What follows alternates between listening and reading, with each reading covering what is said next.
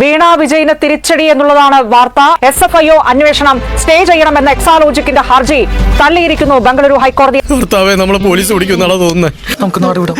എങ്ങോട്ട്? അടിമാലിയിൽ എനിക്ക് ഒരു അമ്മായിണ്ട്, നമുക്ക് അങ്ങോട്ട് പോവാം. ഈ മാസപ്പടി വിഷയവുമായി ബന്ധപ്പെട്ട് CMRലും എക്സാലോജിക്കും തമ്മിലുള്ള കരാറുമായി ബന്ധപ്പെട്ടൊക്കെ SFIOക്ക് നിലവിൽ നടത്തിക്കൊണ്ടിരിക്കുന്ന അന്വേഷണം തുടരാം എന്നാണ് ഇപ്പോൾ ബംഗളൂരു ഹൈക്കോടതി പറഞ്ഞിരിക്കുന്നത്. കാര്യങ്ങളൊക്കെ കൈവിട്ട് പോയല്ലോ തിരുവട്ടമാ.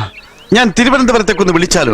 നീ പോയി വിളിച്ചോടാ, ഞാൻ പോവാ. കനത്ത തിരിച്ചടിയാണ് വീണ വിജയന് കർണാടക ഹൈക്കോടതിയിൽ നിന്ന് ഉണ്ടായിരിക്കുന്നത്. ഇനി നമ്മൾ എന്ത് ചെയ്യുമല്ലയ്യ? നീ ഒന്നും ചെയ്യണ്ട, ചെയ്തു. CMRലിൽ SFIO സംഘം അന്വേഷണം നടത്തിയ ശേഷം KSIDCയിലേക്ക് പൊതുമേഖലാ സ്ഥാപനത്തിലേക്ക് കൂടി അന്വേഷണം എത്തിയ ശേഷമാണ് വീണയുടെ കമ്പനി എക്സാലോജിക്ക് ഇത്തരത്തിലൊരു ഹർജി SFIO അന്വേഷണം തടയാൻ ആവശ്യപ്പെട്ട് കൊടുക്കുന്നത്. അവിടെയാണ് ഇപ്പോൾ തിരിച്ചടി വന്നിരിക്കുന്നത്. ആ മഹാമനുഷ്യന് വേണമെങ്കിൽ ഒരു നോക്ക് കണ്ടോളൂ. ചിരിക്കരുതേ. ഈ കൈകൾ ശുദ്ധമാണ്.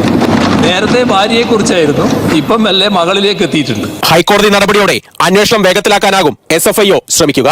ആവശ്യമെങ്കിൽ എക്സാലോജി കമ്പനി ഡയറക്ടറായ വീണയ്ക്ക് സമൻസ് അടക്കം നൽകാനും SFIOക്ക് മുന്നിൽ ഇനി തടസ്സങ്ങളില്ല.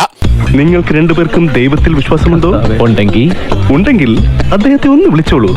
കാരണം ഇനി പുള്ളിക്കാരന് മാത്രമേ നിങ്ങളെ രക്ഷിക്കാൻ പറ്റൂ.